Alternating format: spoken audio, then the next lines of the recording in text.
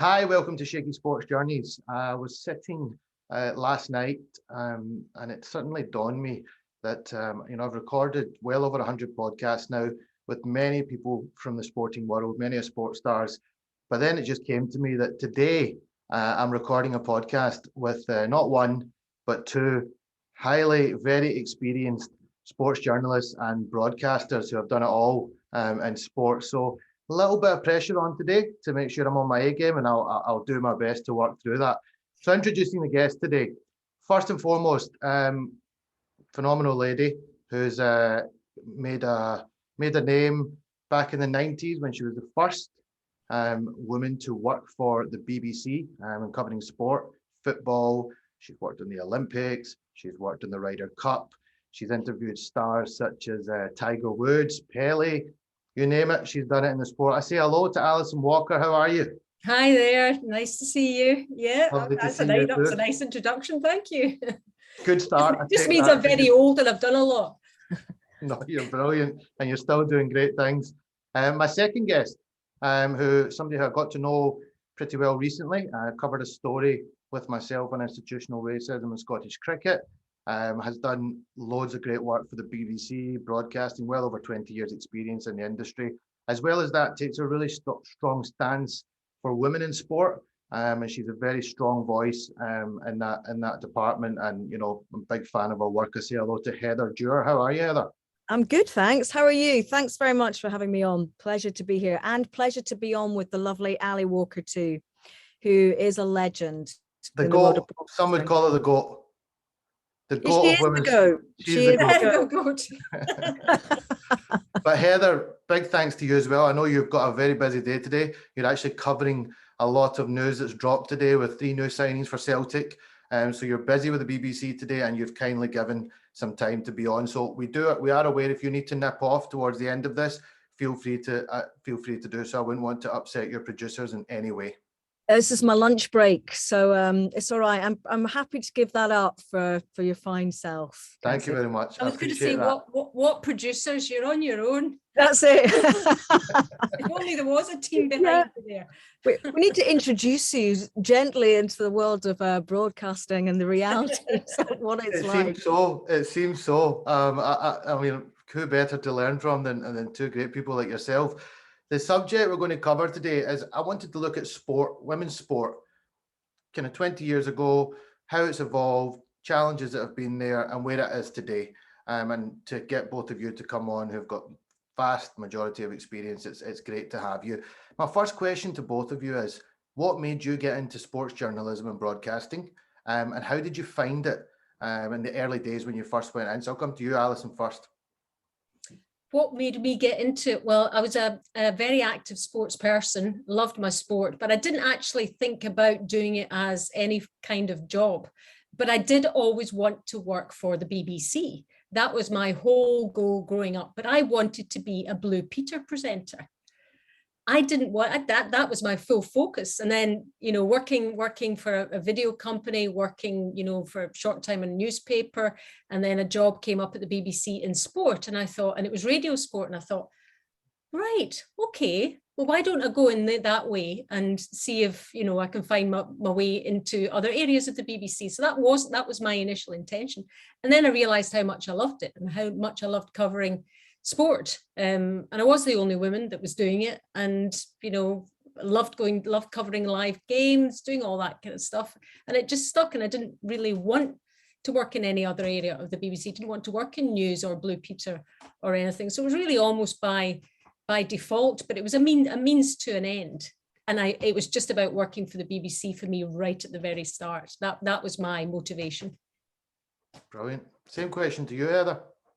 I really love that you said that, Ali, because it's interesting. I was the same in that I always wanted to work for the BBC. I think when I was younger, I loved English and I loved writing. And actually my first bit of journalism that I ever experienced was working for a newspaper. I did some work experience when I was 14, and I was living in Hong Kong, and I worked for the Hong Kong Standard. But actually it put me off newspaper writing because it was some inane job that I was given, like, updating flight details or something like that. So I thought, oh, no, I don't want to do this. And I kind of had a really roundabout way that I got into broadcasting, which I really won't bore you with because it will take about an hour. But I did it from the bottom up, and I did a lot of work experience. But it was like Ali, it was working for the BBC. I just such a pinnacle of an institution, if that makes sense. Just, it seemed to be the best place in the world to be if you were, you know, working in broadcasting. So that was my ultimate goal as well, and I had no idea how I was going to get there. And I basically went back after I graduated. I went back to student radio, and I worked at Edinburgh Uni's Fresh Air FM, produced the breakfast show there, and then I sort of climbed my way up and got into work experience at what was Scott FM many moons ago in Leith in Edinburgh. And I did work experience for about a year, so I didn't earn a penny, and stayed with my mum and dad, and had to go back and bite the bullet and all that. But I made it my goal to learn every single part of radio. So I did marketing, I did sales, I did a bit of news, I did travel presenting, sport, did a bit of everything. And then I ended up on the breakfast show, and as a key part of the breakfast show, actually doing, back in those days, not so much now, but back in those days, it was very much a kind of co-presenting role, doing the travel news and having a bit of a laugh with the presenter. And I loved it. And from there I went down south and I did various different jobs, and I finally made it into sport, working for the BBC down in Berkshire. After about 2 years of working in broadcasting in lots of different roles and working in London as well. And for me, the whole kind of idea of working in sport was a bit like Ali. I'd surrounded myself in sport growing up. I was a very active hockey player, should have played for Scotland, but instead of, when I went to uni, decided I was going to row instead, which was clever because I'm about 5'0". Just wanted to do something entirely different. I think I'd been kind of so immersed in it from such a young age. But my mum played a lot of hockey. She was an international judge in Hong Kong. We used to train with a Hong Kong squad a lot. So hockey was really my thing. But I grew up around sport. I mean, living in Asia, we were members of several cricket clubs. So I watched a lot of cricket, watched a lot of rugby, used to get the Hong Kong Rugby Sevens every single year. My dad played football, played a bit of tennis. So I was very fortunate. I had parents who loved sport, and it was a massive, massive part of my life. So when I got into journalism proper, when I actually got into the BBC, I just thought, you know what, this is what I love. I really love news. I think I'm a bit of a news hound, I'm not going to lie, but sport is what really fills me with a lot of joy.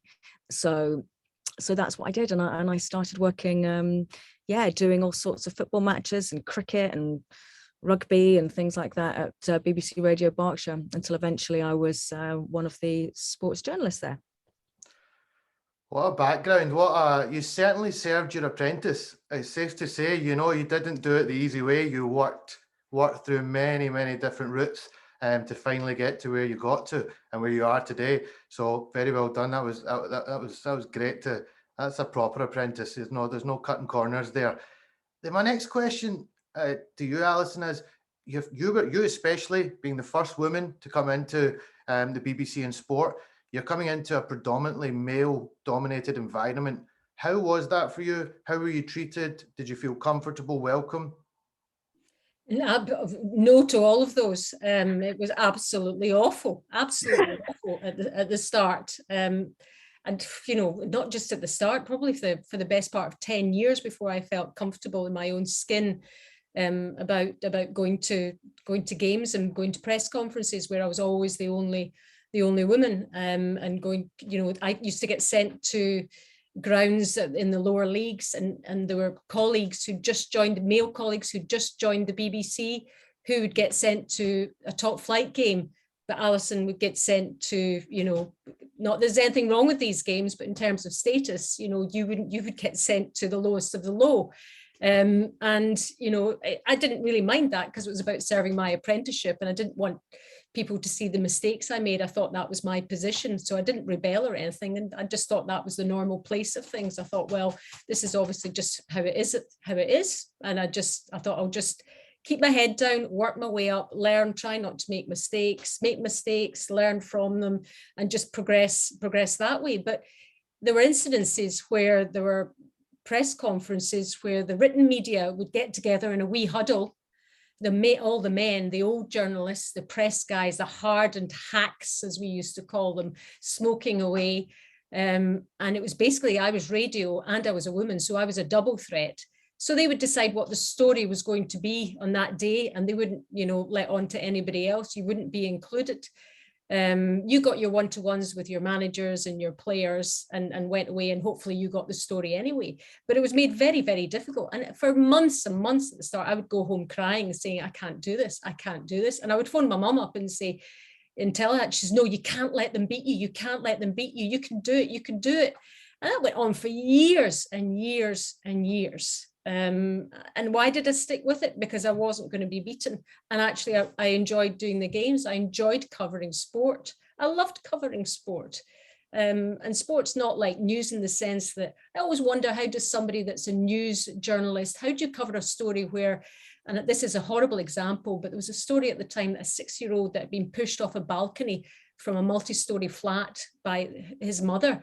And I thought, oh my God, I could never be a news journalist because I could never cover a story like that. Sports should never be, enter those kind of realms. It should be about, it should be a lot about joy. Sports should be a lot about joy and a lot about, entertainment as well as a little bit of news. So the mix of sport really appealed to me. So I wasn't going to let that go. And I wasn't going to let those other male journalists get the better of me. The people at the grounds, the managers and the players were always first class. It was the other male journalists and some of the other male broadcasters, because I was the only woman in their midst. And do you know what I did? I used to dress in black and dark. I never wore a dress. I had short hair. I just wanted to merge and be included and be part of that world. I didn't want to be different. I just wanted to be regarded as a good journalist, not a good female journalist. That's always what I always wanted. But it was made really, really difficult for me, not just by male press guys, but also by some men in the BBC. They would see me coming along, oh, here's Alison, God, what do women know about football and all that kind of stuff. And I could hear it. I could hear it every day. And then when I got pregnant with my first child, it took me, fortunately, I covered it up quite well. I couldn't tell them because I knew that would impact on everything that all the jobs I was given. There was a foreign trip with Rangers somewhere and I should have gone, but they didn't send me because I was 4 months pregnant. So I was discriminated against all the way in terms of the jobs I was given, in the terms of the way I was treated, in terms of the way I was spoken to. It was, when I look back, I just don't know why I didn't think, why on earth, is this really worth it? Is it really worth it? Because it was really, really tough. And I think ultimately it cost me my marriage. But I stuck with it and and actually it's turned out really well in the long run. But it was, sorry to go on about this, but it really was very, very, very tough at the start. And, tears were flowing a lot of the time. And I'm so pleased that, the world we're in now, half the things that went on then could not happen anymore. I mean, I could tell you stories of harassment that would make your toes curl. But I'm not going there at the moment, but there were some things that went on that, in terms of sexual harassment that should not have happened. And thankfully, they don't really happen now. There's still a degree of bullying that goes on now, but it's a lot more people are PC now and know they can't go there. So, yeah, long answer to a short question. Oh, listen, it was very tough, but I stuck with it because I loved it and I wasn't going to let them beat me. More power to you, Alison. More power to you. That's, a lot of people would have crumbled under working in that kind of environment. It doesn't surprise me because I think things have maybe got a little bit better, but I've spoken to a lot of women that have been in sport and they faced discrimination, sexism. So, you were probably in a time where it was just completely all male. There wasn't any other female faces around. So more power to you. You weren't defeated in that environment, and look what you've gone on to achieve. So, and just one more thing. I know this is about women in sport and women in sports coverage, but we forget about the women that work as coaches, as broadcasters, as newspaper people that work in administration in sports offices. you know, these are all areas that have been discriminated against for years and years and years as well. It's not just about the athletes we see on the TV or on the pitch finally getting the coverage they deserve. What about all the women that have worked in the background in sport? They've had to suffer, you know, all those years of discrimination and not really progressing like they should have done. So it's great that you're talking about that too. No, listen, I'm a massive fan of women like yourself and the things that you're doing, and it really annoys me when I hear the challenges that women face, and I'm certainly somebody that wants to be raising a lot of awareness about that so it doesn't happen moving into the future. But I ask you the same question, Heather. You know, can you relate to a lot of what Alison said there?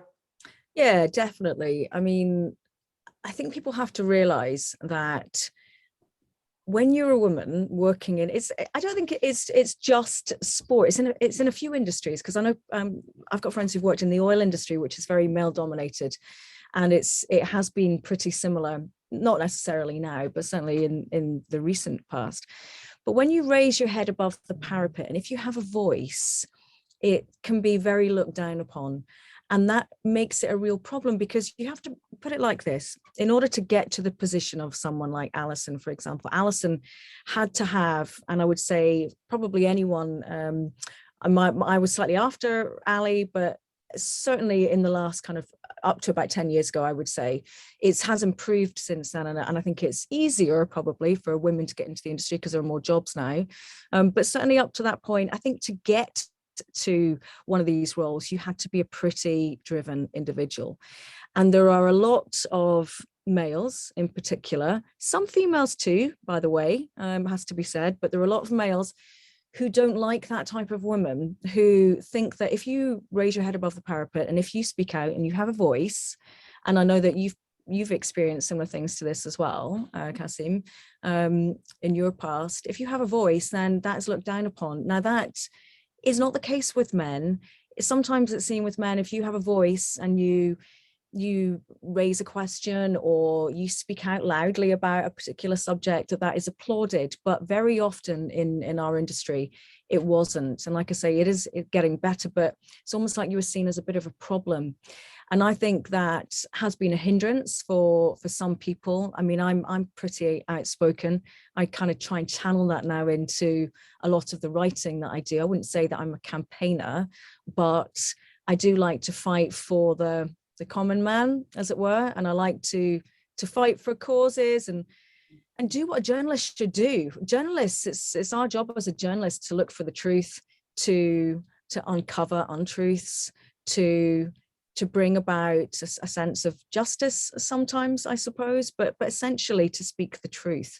And that goes against what a lot of people who are in positions of authority like, but it also sometimes goes against what you might find in the workplace. And I think Ali's right. I was very lucky when I was down south, starting off in sports journalism. I really don't think I experienced any form of negativity at all. In fact, the BBC station that I worked for, it was BBC Radio Berkshire, were brilliant to work for, and we had an amazing team, and I was just basically let go, and they just said, go and do whatever you want. I was given a radio car which I learned to drive with a 10-foot mast, which can kill you if you don't drive it properly, and I was just sent off to local cricket grounds around the country, and as I say, sports that I'd never covered before, but they trusted me, they believed in me, and they said, just go and do it.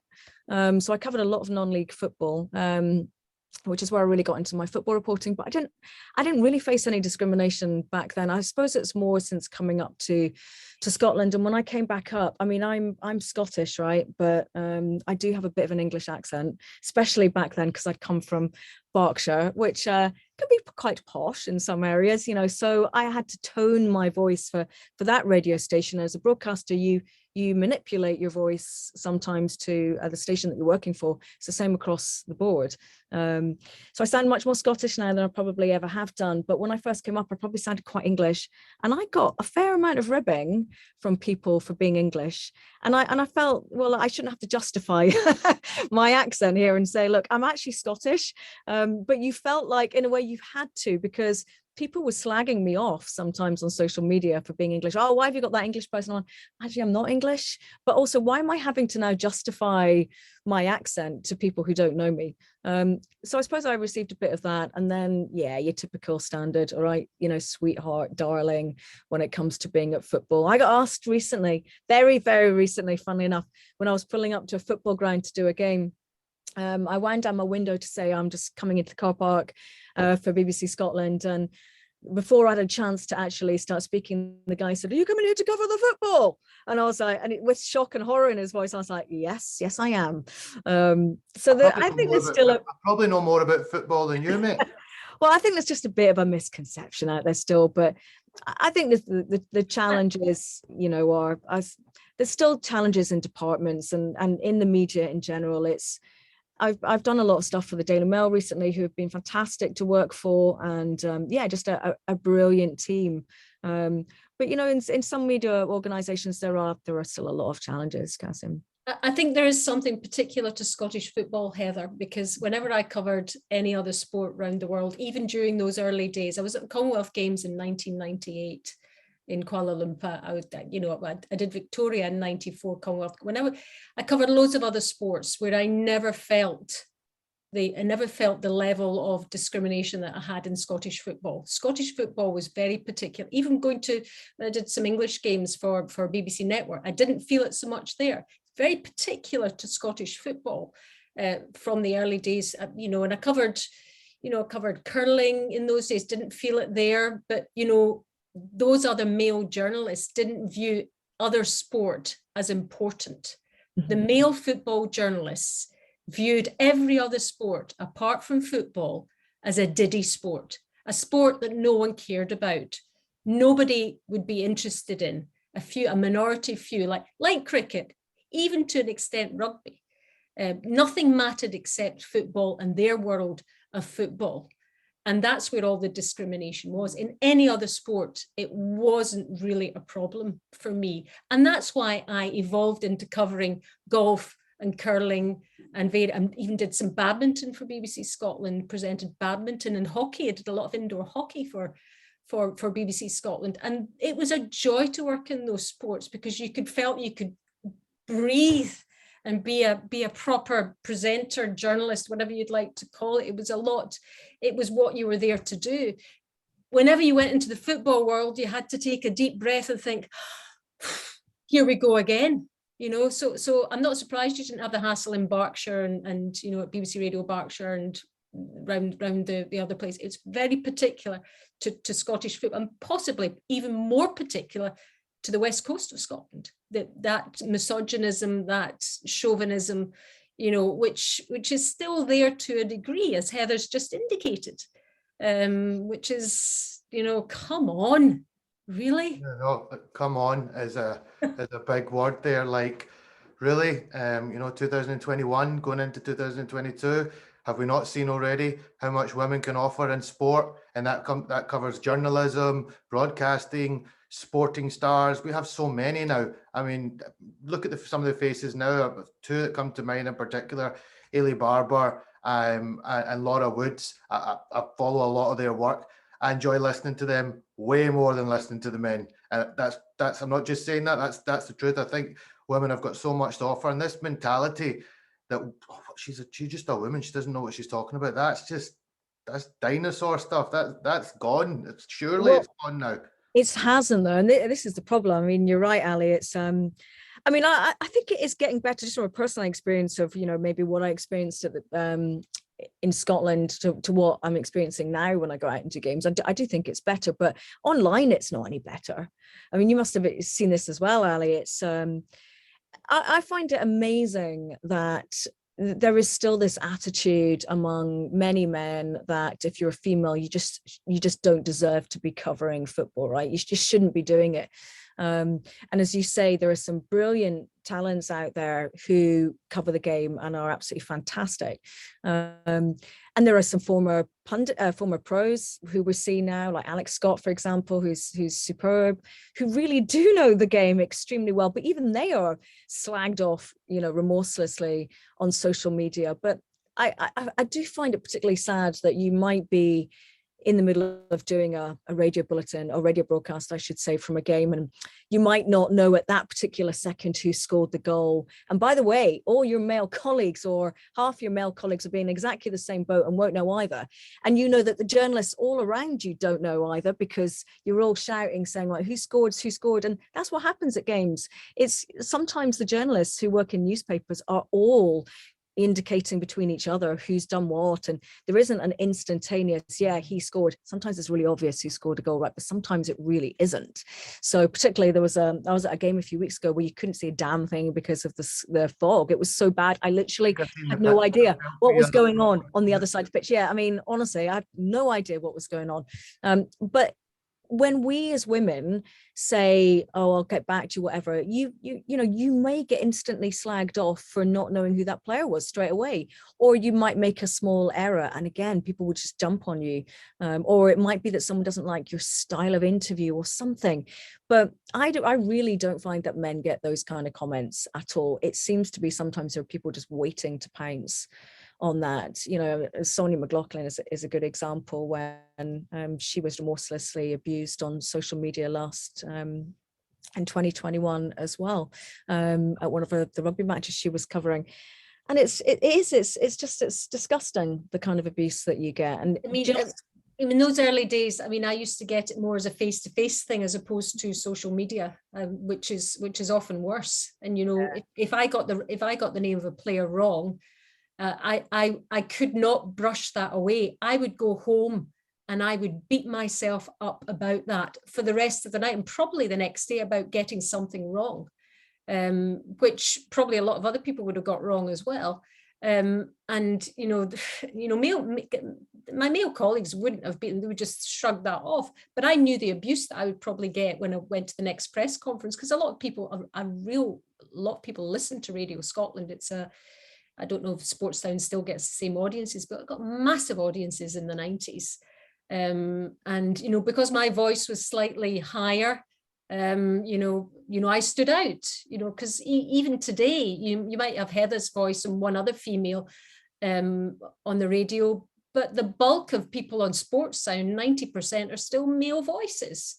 You know, so you stand out and you're an easy target if you get anything wrong, because, oh, it's that woman that was on, it's that woman, I heard her, she got that name wrong, she got them wrong, you know. And now I would not bother about getting anything wrong. But in those early days, I took it really to heart. I thought, oh, I can't do this, I can't face this, I can't, you know, and that destroys your confidence when it's already at a difficult level. So, you know, I don't think Heather probably beats herself up about that now, do you? If you get anything wrong, you just kind of... Oh, I don't know, Ali. I still do sometimes. I mean, you're bang on with that comment. It's quite hard to describe, isn't it? But you take it home with you and you replay it over and over and over. And I know, having spoken to several sportsmen and women who've suffered, you know, online abuse in particular, they'll actually actively go through Twitter to see how much they've been abused. It becomes a thing apparently for some people.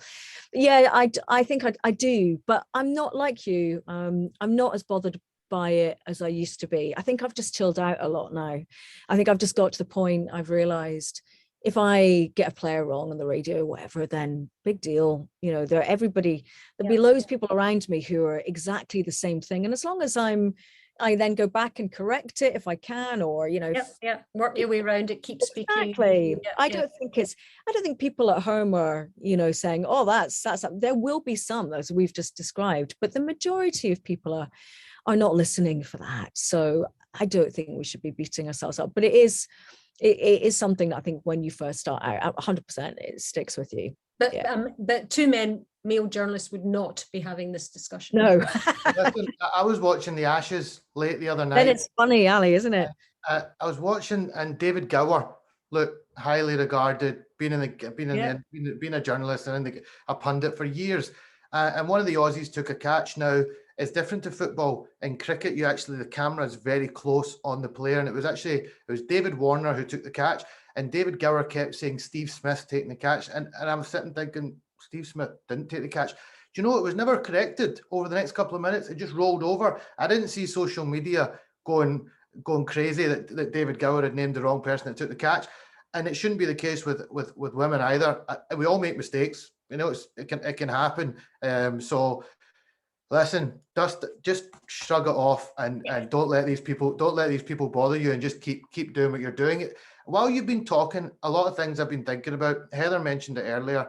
I've come through playing sport and grown up as a person of colour, and I'm actually from a mixed race background. My mum is Scottish, white. My dad is from Pakistan. That's where I get the brown skin from. It's certainly not from the Glasgow weather.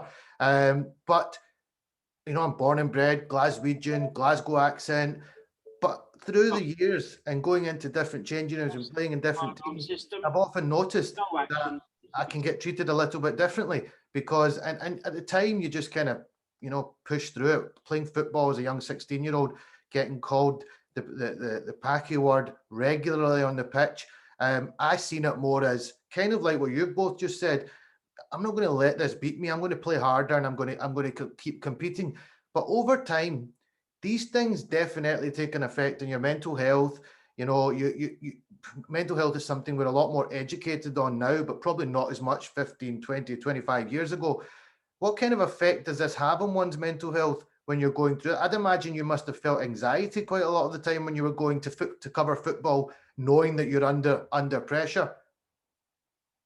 I also felt it because a lot technically seemed to go wrong when I was at games in those days. And I thought, so I was also going, please make it work today. Please make it work today, because I've got, so there was that side of it. But that was also balanced with excitement about going to games. There's nothing like a game day and you're covering live sport. I mean, you're telling the world, in effect, something as it's happening. And that's actually that's exhilarating and fun. And so there's all of that aspect of it in amongst the adrenaline of, I need to get this right and I need to do this well. And generally, if you were at the lower league games, you got a nice reception from the clubs and they took you in and they gave you a cup of tea because you were a bit of a novelty. There was a woman at Falkirk at the old Brockville ground that I used to take a hot water bottle in the winter, and she used to fill it up for me in the kitchen and bring it up, and I used to sit on it. So, and as much as there was a lot of stress at a lot of the bigger Premier League grounds, at the lower league grounds, I got so well looked after, and I was first with the cakes and they all stood up for me at the grounds. So, there was pressure and there was stress, but it was also balanced with excitement, because there's nothing like covering live sport. You can take your press conferences and everything else, but there's nothing like being part of live sport, whether it's football, tennis, athletics, anything. There's definitely that is the big draw for me, and probably why I put up with all that awful stuff, for the first 10 years. Heather, would you, when it comes to, you've covered a lot of powerful stories. I read one in particular last night about the young woman who's suffered bullying, abuse, everything, but by the hands of a coach. What kind of effect does that have on a young athlete or sports person or journalist's mental health? I think that, bullying and abuse obviously goes without saying. I mean, it can have a horrific effect on athletes, on any human being, let's be honest here. It is pretty rife in sports, unfortunately, in all aspects of sport. But in terms of what I personally have experienced, no, I don't think I've had any anxiety. I would say exactly as Ali's just said, actually. I think, look, you have those moments when, if you finish a game and you know that you've made a mistake, where you do, you beat yourself up for a little while. As we've both said, though, I think we're old enough and wise enough now to kind of get over it pretty quickly. Doesn't mean it wasn't like that in the earlier days, but would I ever let it affect me? No, definitely not. But that's probably because Ali and I are, she said, we're very privileged to be attending amazing matches. Look at the moment, again, we're in the situation where fans can't go to football matches. Well, I know every single time I walk into a stadium how privileged I am, and I never take that for granted. And every big event that Ali and I do, we were both recently in Tokyo at the Olympics, you're out there and you never ever take those things for granted. You are so aware of how lucky you are to be in that environment, and we take the bad with the good. And there is very little bad, thankfully.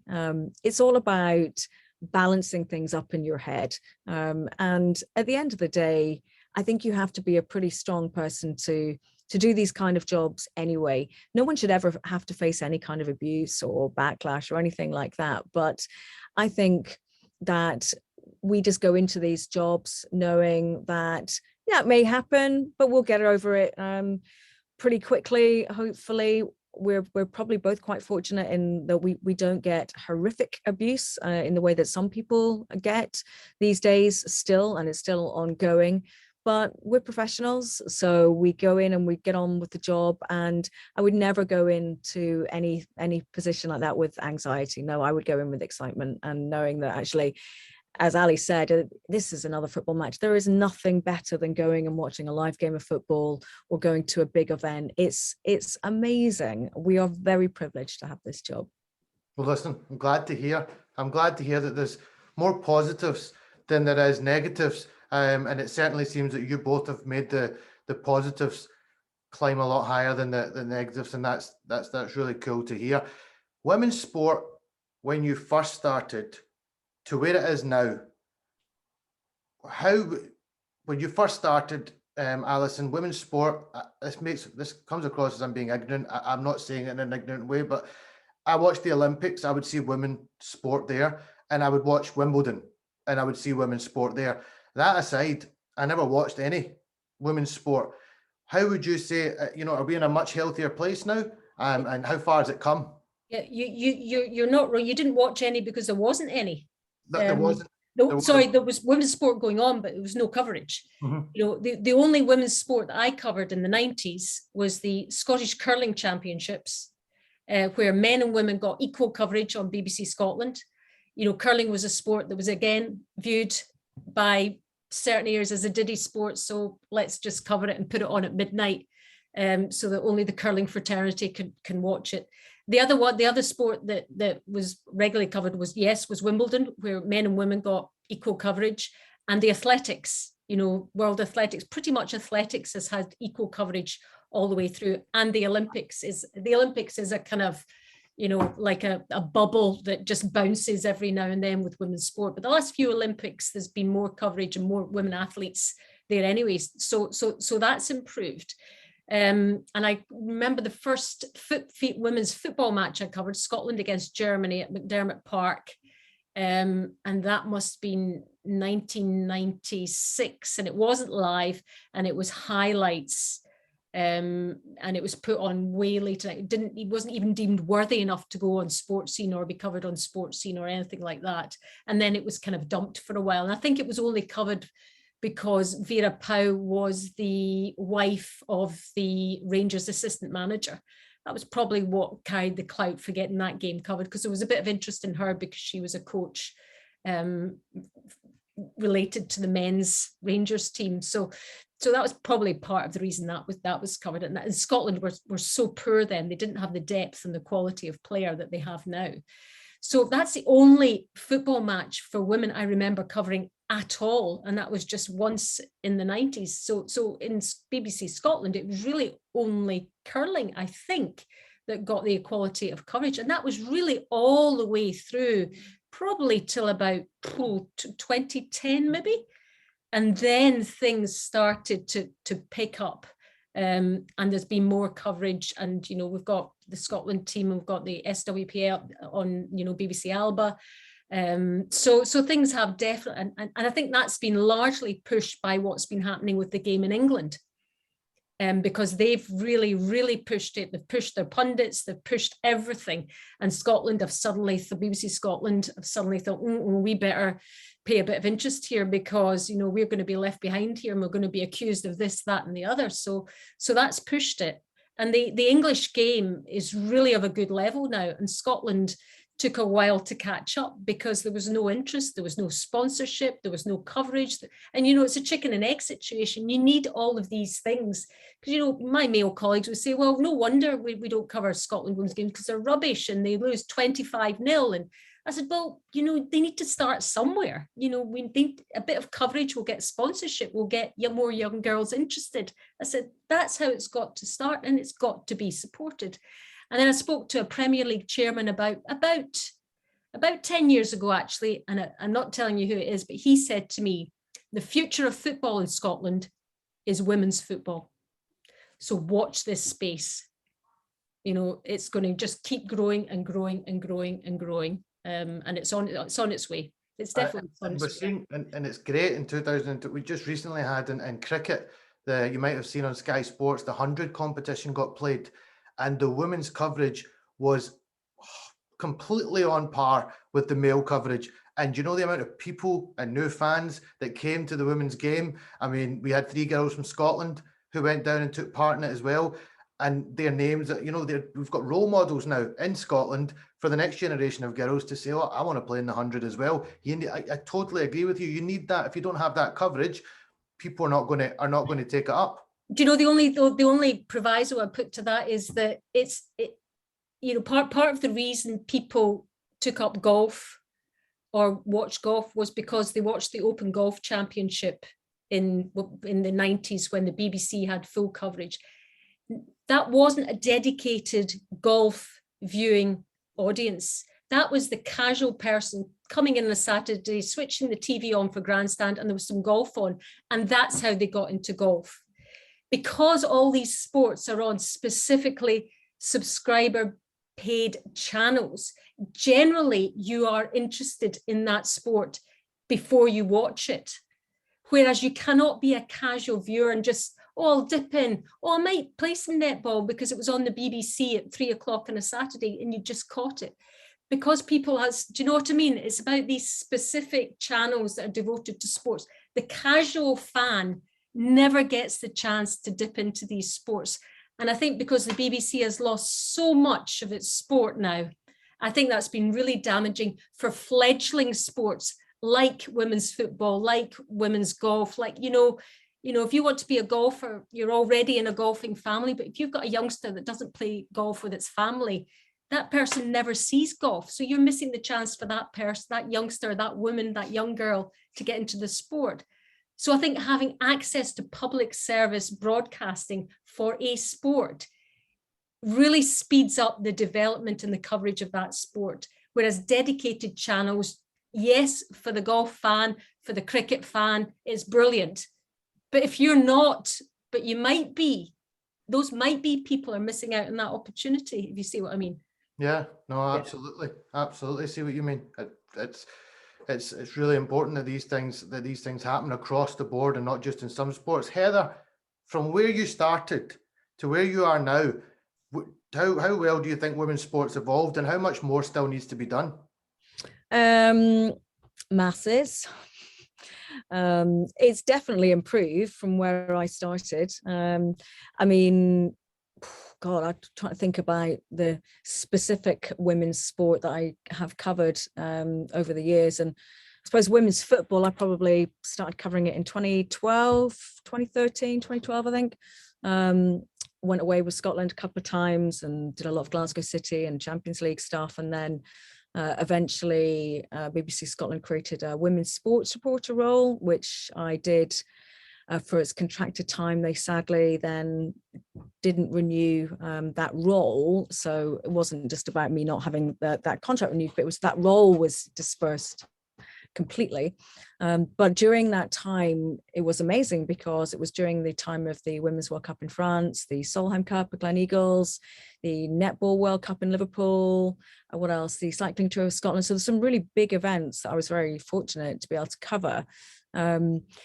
I think there's been an improvement since then in terms of just this general understanding that more women's sport needs to be covered across the board, particularly on the likes of BBC.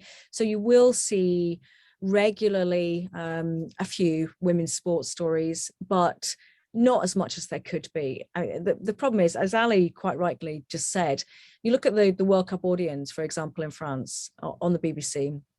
When I was out in France, I was hearing anecdotally stories of people saying that their granddads, people want the reporters out there were like, oh yeah, we've been on the phone to our granddads and our granddad has been watching it. Now these, just as Ali said, these are not the kind of people who would normally tune in. If they were on a pay-per-view channel on YouTube or whatever, if you had a trendy granddad who's into his YouTube, they would be tuning in because they're investing their personal time in that. They know that when they switch that on, that's what they're going to get. But actually what we need to see more of is these things happening all around us all the time. So on your key broadcasters like the BBC, we need to be seeing regular feeds of women's football, golf, curling, whatever it might be, but to make it much more normal, to normalize it. There's that famous phrase everyone rolls out, you can't be it until you can see it, that type of thing. And it is true. It's a bit of a cliche now, but it's so true. You've got to be able to see these kids growing up, have got to be able to see these things happening around them, to know that actually they can be just like that person, to say to their parents, oh, can I take up that sport? Because ultimately it's up to the parents to then invest their time and take their kids to these sports, whatever sport it might be, but they've got to see it in the first place. And I suppose one of my particular gripes is just this belief that is held in so many broadcast and media institutions, whether that's TV, radio, newspapers, whatever, online in particular, that people just don't want to read these stories, or they don't want to watch these events. It's utter nonsense.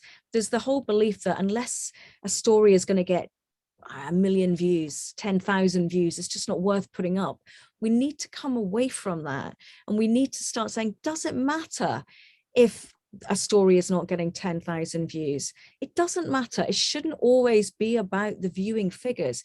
It should just be there so that these things are becoming normalized, and so that these stories are normalized, these sports people are normalized, so that it becomes part of the general framework of news, rather than just being women's sport. And I don't know where you stand on this, Ali. I'm obviously a big supporter of women's sport, but I speak to a lot of people who work in women's sport, from coaches to athletes and so on, and family members, and actually they don't like the term women's sport. They don't want that to be there. They want that to go away, and it just to be sport, and that women are celebrated on an equal playing field as much as anyone else.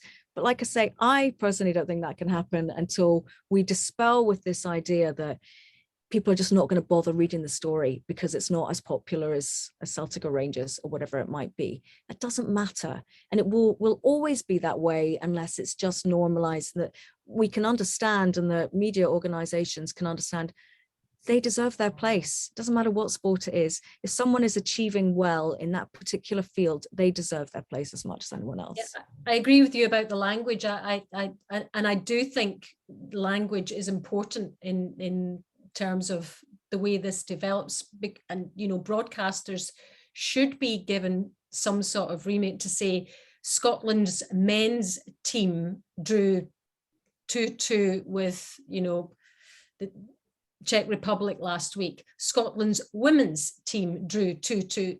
These are easy changes to make in broadcasting. These are not difficult. And you're talking about normalizing. That's one way of beginning the process of normalizing. That is not difficult to do. So I don't know why there isn't an edict from above to say these two sports, these two genders must be treated, okay, they are two different things, but they're still sport. If you're going to say women's sport, you should be saying men's sport. Absolutely you should. So, why is nobody giving these instructions from above editorially to say that? Because that would start normalizing the language, further down the food chain. So these are the small changes that also can be made to start it all off. Small changes. I think there's still that fear. Sorry, Cassie, I was just going to say, I think there's still that fear, and it's the same with when it comes to race and working with diversity and different cultures and things like that. I still think there is a bit of misunderstanding and almost fear around it among those at the top, where they don't know how to handle situations, and they almost put things in boxes. and they treat them in this particular manner because they feel that that's the way that they should be treated. When actually, if you speak to people working in the industry or working in the game, they don't want to be treated, like that. But just asking for a bit of fairness and a bit of equality, and that's not too difficult to come by. I don't know when that will change. I suppose if we have to say something positive out of it, the positive is that there is more impetus now and more emphasis being put on women's sport. So therefore we're casting our eyes more on it, and we are able to see more stories out there. But come on, we need to see, rather than just being a tick box exercise, we need to see these things just being, rather than newspapers always having supplements, for example, dedicated to that or a specific area, just make it part of the newspaper. Yeah. Just make, things part of the bigger agenda. And then only then I think will female athletes and people involved in sport really feel that equality is there. You both talk about language, and language is so important. I mean, I know I've called this the women's sport special, and now I'm thinking, if I was to do something similar, I should be calling it a men's sport special. And I think that little change would make it not so much zone in on the fact that, oh, that's a women's game that's being played there. It doesn't have to. Both should be just highlighted as well. Actually, interesting, yesterday, I actually messaged Heather about this yesterday to ask her the question as well. It got brought to my attention that the word lady or ladies, can not be, they can come across, to put it into terminology, it's not ladylike to sweat, it's not ladylike to be strong. Nonsense if you ask me. But ladies has always been a word I've used, I think, out of respect, because I would often say ladies first, or some. But I can also understand in a sporting sense why people could then be like, oh, it's not ladylike to do that, it's not ladylike to do it, and that's just stereotyping, and it's wrong. So we can all evolve and change our language a little bit, and I would like to think now that I won't use the term lady or ladies as much as in sporting terms, because I think it can be kind of taken in the wrong way, and I understand where it's coming from as well. I want to, as we come to the back end of the podcast, and by the way, you both have, this has been you've been fantastic, really. It's been fascinating to listen to you both. But I want to finish with some real positives. So I want to ask you both to name me your top 3 sporting moments when it comes to women's sport through the years, and you're welcome to name a top moment for men's sport as well in there, because I know you will have covered a lot on that front as well. but I just want to hear some of your great achievements and some of the best moments. Oh my God, I don't think You're both thinking. Right, I'll kick off then. Andy Murray, his first Wimbledon win. Yeah. Oh, just amazing. I mean, you couldn't make it up. I was on a sports shift at the BBC on my own in an empty office on a Sunday. And I was watching this moment of history, and I had the TV on, and I mean, I was just like, oh my God. I won't deny I did have a wee cry. I just thought, this is such a massive moment, and I was so devastated that I couldn't celebrate it with my friends or family. I thought, oh, I'm all on my own and I'm running around like a crazy person. But that for me was just so huge. I was so happy for Andy, after everything that he'd been through, not just because he was a Scot, but just for him personally, because so many trials and tribulations, and so many people never believed that he would do it. And he did. And it was just, it was amazing. So that's my number 1 ever moment, I think. There's so many sporting events throughout history, because, I'm in my 40s now. So I've seen, I grew up with the Olympics. Me, when I was growing up, was like, the pinnacle of everything. But I would, just before throw to Ali, I'd put the Solheim Cup at Glen Eagles in there as well. When I was doing that role as women's sports reporter, because I was lucky to be there. And that was just, Katrina Matthew leading the team to victory against the odds was unbelievable. Again, just an incredible feeling just to be there. So those would be my top 2. What about you, Ali? Well, see, I've got top ones that events that I've covered, but top ones that, like you, I've been watching at home, like Andy Murray, and I got to know Andy really quite well because, I interviewed him when he was 12, and kind of watched that journey all the way through. Got to know the family, got to know Judy. Same with Chris Hoy when he won his gold medals in Sydney and then Beijing, and got to know him. So, and then being in amongst it at the Solheim Cup, doing commentary. I was doing on-course commentary at the Solheim Cup. So I followed players every step of the way, walked that course about 15 times. And, this is how you engage audiences. Audiences begin to care about the players. If people are not interested in golf, you tell the stories about the individuals, about their families. And, you say things like, she's got this putt, for a par, and this would take them 3-1 ahead. And, I wonder if husband is such and such is at home watching with baby Miguel. And, and then people are listening and they think, oh, she's got a baby. She's had to leave her baby at home and blah, blah, blah, blah, blah. This is how you engage with your audiences and draw people into sport. So the Solheim, from a work point of view, was absolutely fabulous.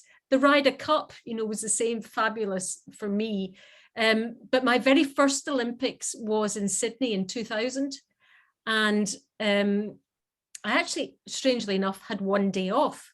And I went to the Olympic Stadium in Sydney and watched the girl that was the flag bearer, the girl that was the icon of the games, a 400-meter runner called Kathy Freeman. Oh, yes. And she was the first Aboriginal athlete to win a gold medal ever in anything for the Australians. She was the pin-up girl, and she actually came through and she won it. And I interviewed her afterwards, and she was absolutely amazing. And to make that place in history for her country was really quite special. And when you're at the Olympic Games and in another country, you get caught up in the whole Australian thing and how much it means, to the country and the people, and everybody got caught up in that story. So I got caught up in it as well. So that's a great memory for me because it was my first Olympic Games. So that would be up there, definitely. But my other work one would also be watching Celtic in the UEFA Cup final in Seville, because it was the first time that, the pinnacle of you cover football, and the pinnacle is, getting to a UEFA Cup final or Champions League final, and Celtic had got there and you were there, and that, again, you're standing in the middle of the Stadio Olimpico, and I've got Billy McNeil beside me, as my pundit, interviewing him about Celtic, and the hairs were standing up on the back of my neck. And it was just the most amazing thing. And I thought, wow, I can't believe I'm here, and it was what Heather said before, it's a real privilege to be in these moments. But when you're covering sport around the world, even if you're working for an international organization, you always want, deep down, someone from Scotland to do their thing. You cannot help it. And this is why the Commonwealth Games matters so much, because we love it when Scots do well around the world. And look at, and Andy Murray's one of them, at the absolute pinnacle of that world. And the same in Olympic Games, Chris Hoy and, Catherine Granger, and whenever these guys do anything, these are special, special moments. If you're a Scottish person and you're abroad and you're a journalist and you're there kind of watching them, these are just fantastic moments to cover. Yeah, it's so true, isn't it? As you say, particularly when the Scots do it, you can't help it. It's amazing. I was thinking also, Ali, for one of my others, talking about Olympics, the likes of Daley Thompson. I mean, for me, again, it's growing up in that kind of era, wasn't it, where the Olympics was the big thing. Every single time you watched it was like, wow.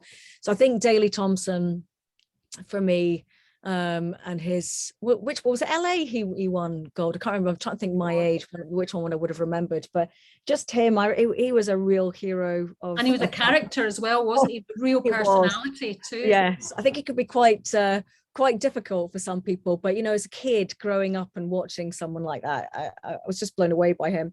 And Steve Cram as well. In fact, was it the World Championship, I think, in 83 maybe, that sticks in my head. I'm sure he won gold at that, but Steve Cram and his his amazing abilities as well. But here we are, both, Heather, talking about men. It's all about, you know, I didn't really true, have isn't it? any Yeah. heroines, sporting heroines growing up. Maybe Mary Peters a bit before my time as well, but there was never, it was people like that stood out. The inspiration Kathy Freeman must have given you that day, sitting watching her and then interviewing her, it must have given you so much drive and motivation to go on and keep doing your thing as well. You need people like that to define the odds. And it's good now that I think if we had this conversation in 15, 20 years time, we would be talking a lot more about women's sports achievements as well. But probably in the last 20 years, there's not been as many. But I think these chapters are going to be rewritten in a positive. Listen, amazing to listen to you both there. I can feel the passion through the screen when you talk about these moments, and I love that. It's been a real pleasure to speak to you both today. I really appreciate you giving me your time at such short notice. I hope you've enjoyed it. And I would love to speak to you again a little bit more on your individual journeys, because you must have some great stories to tell along the way. But yes, from my point of view, thank you ever so much. Thanks for having us. No, thank you. Thank you, Alison. Take care. Take care. And Heather, see you soon. See you, my love. Take care. Bye. Bye-bye.